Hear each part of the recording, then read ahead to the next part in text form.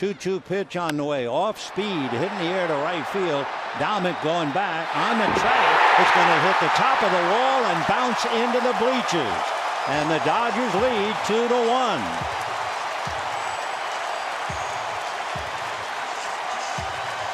Ryan Dalmit went back, then turned his back to the infield, expecting to play the carom off the wall. And it hit the top of the right field wall and kicked up into the stands. For Matt, his 9th home run, 42 RBIs, and the Dodgers lead 2-1.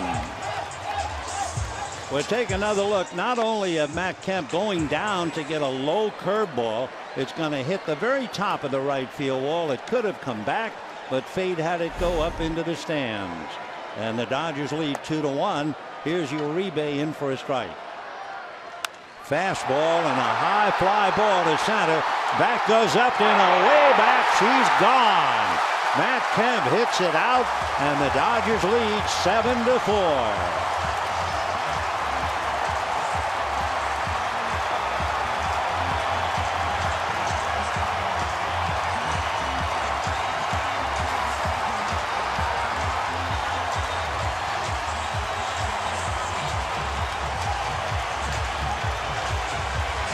For Matt Kemp, a big night.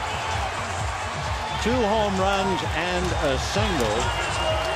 4 RBIs. The bubble machine is going, and so the Dodgers, as Matt Kemp hits 2 tonight.